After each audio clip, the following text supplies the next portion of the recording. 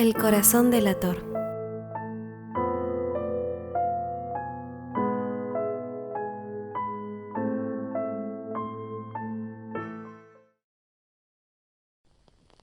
Es cierto, siempre he sido nervioso, muy nervioso, terriblemente nervioso. Pero, ¿por qué afirman ustedes que estoy loco? La enfermedad había agudizado mis sentidos, en vez de destruirlos o embotarlos. Y mi oído era el más agudo de todos. Oía todo lo que pude oírse en la tierra y en el cielo.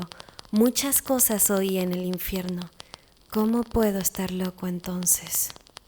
Escuchen y observen con cuánta cordura, con cuánta tranquilidad les cuento mi historia. Me es imposible decir cómo aquella idea me entró en la cabeza por primera vez, pero una vez concebida me acosó noche y día. Yo no perseguía ningún propósito, ni tampoco estaba colérico. Quería mucho al viejo. Jamás me había hecho nada malo, jamás me insultó. Su dinero no me interesaba.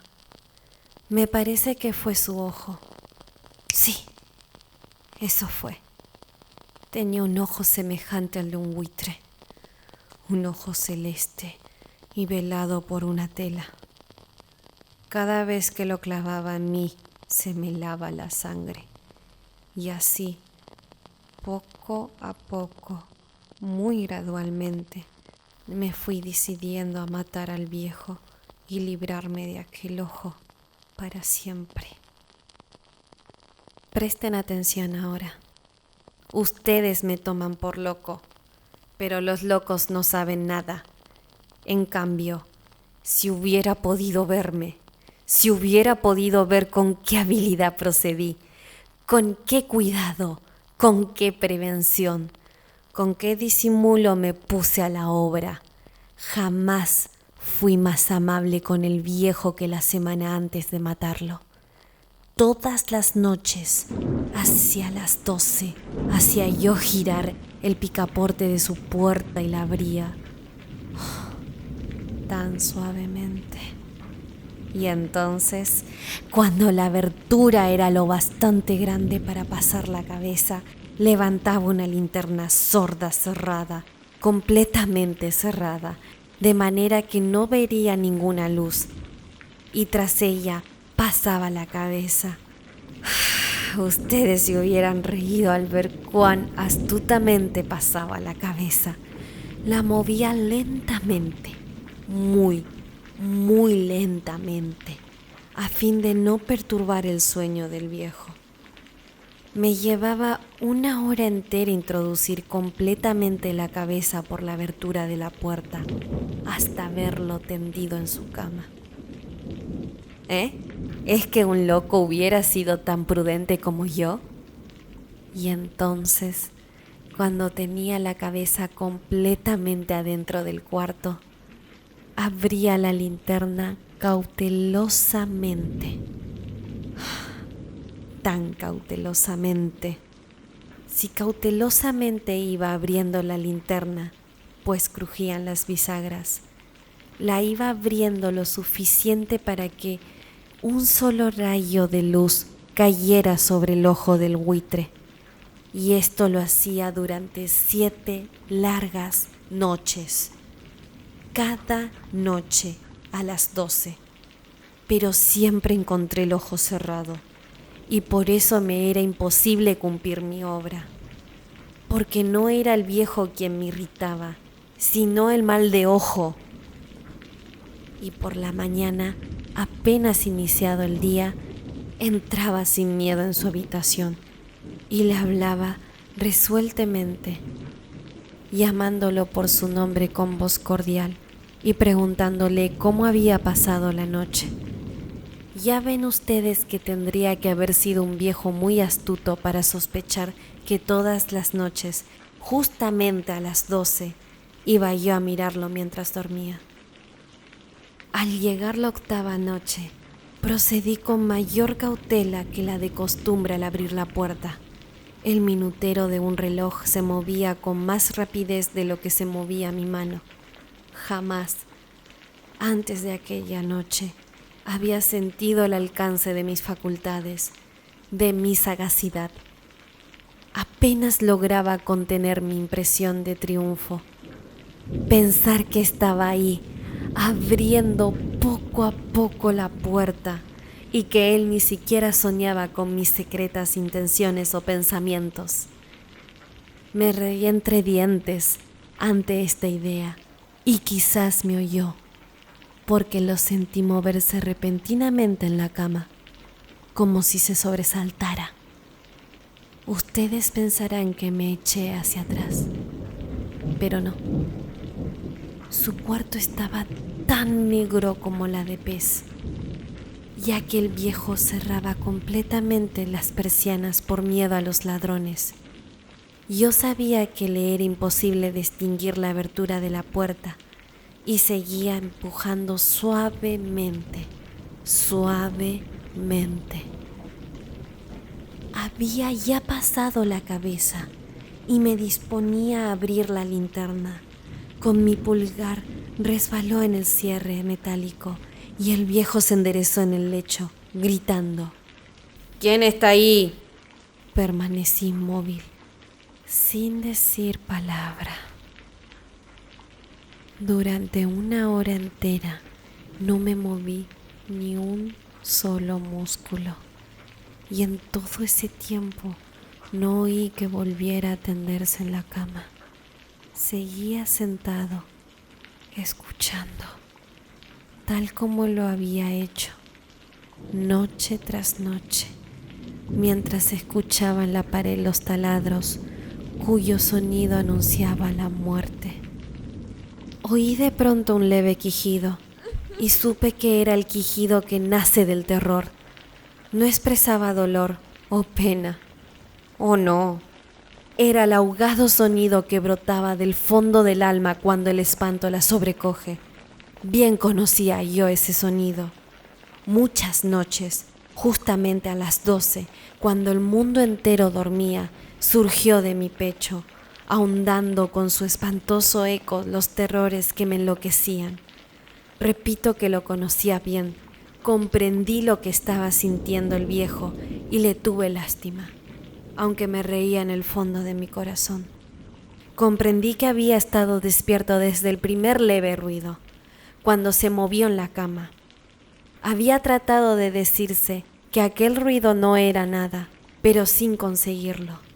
Pensaba, no es más que un viento en la chimenea o un grillo que chirrió una sola vez. Se había tratado de darse ánimo con esas suposiciones, pero todo era en vano. Todo era en vano, porque la muerte se había aproximado a él, deslizándose furtiva, y envolvía a su víctima. Y la fúnebre influencia de aquella sombra imperceptible era lo que lo movía a sentir, aunque no podía ver ni oírla, a sentir la presencia de mi cabeza dentro de la habitación.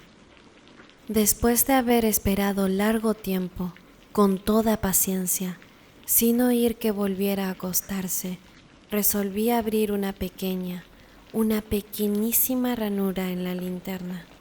Así lo hice. No pueden imaginarse ustedes con qué cuidado, con qué inmenso cuidado, hasta que un fino rayo de luz, semejante al hilo de la araña, brotó de la ranura y cayó de lleno sobre el ojo del buitre.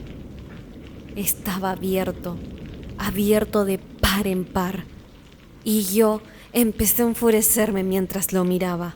Lo vi con toda claridad, de un azul apagado, y con aquella horrible tela que me helaba hasta el tuétano.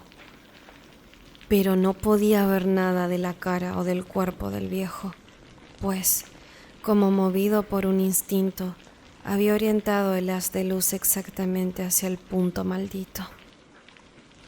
¿No les he dicho ya que lo que toman erradamente por locura es solo una excesiva agudeza de los sentidos? En aquel momento llegó a mis oídos un resonar apagado y presuroso. como el que podría ser un reloj envuelto en algodón. Aquel sonido también me era familiar. Era el latir del corazón del viejo. Aumentó aún más mi furia, tal como el redoblar de un tambor estimula el coraje de un soldado. Pero, incluso entonces, me contuve y seguí callado. Apenas si respiraba. Sostenía la linterna de modo que no se moviera, tratando de mantener con toda la firmeza posible el haz de luz sobre el ojo. Entretanto, el infernal latir del corazón iba en aumento. Se hacía cada vez más rápido, cada vez más fuerte, momento a momento.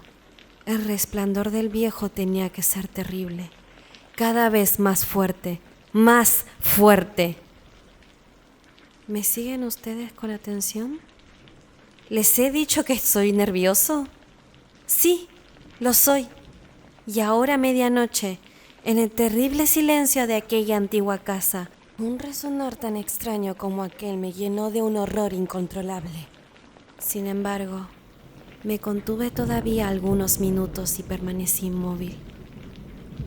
Pero el latido crecía cada vez más fuerte, más fuerte.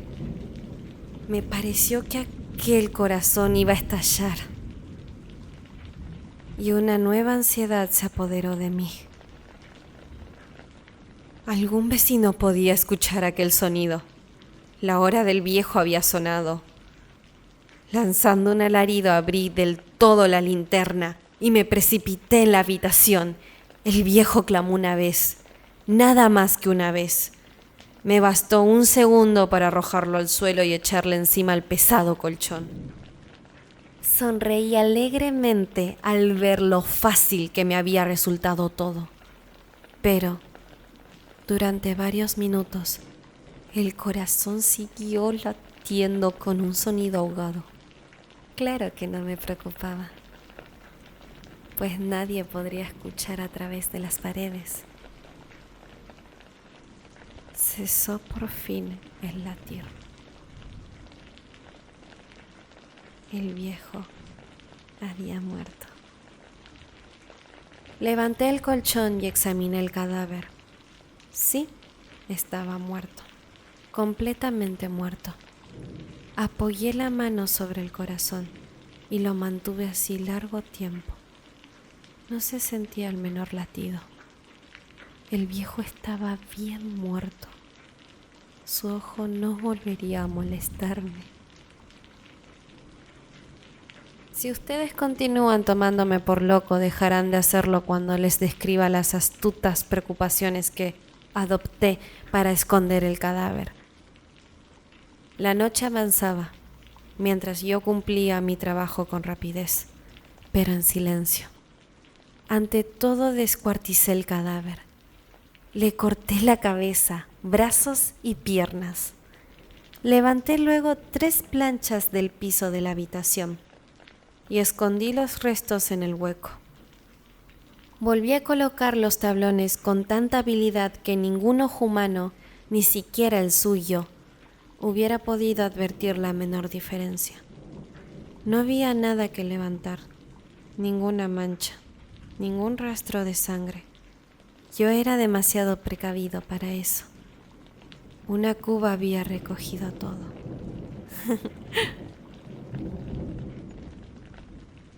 Cuando hube terminado mi tarea eran las 4 de la madrugada, pero seguía tan oscuro como la medianoche. En momentos en que se oían las campanadas de la hora, golpearon a la puerta de la calle. Acudí a abrir con toda tranquilidad, pues, ¿qué podía temer ahora?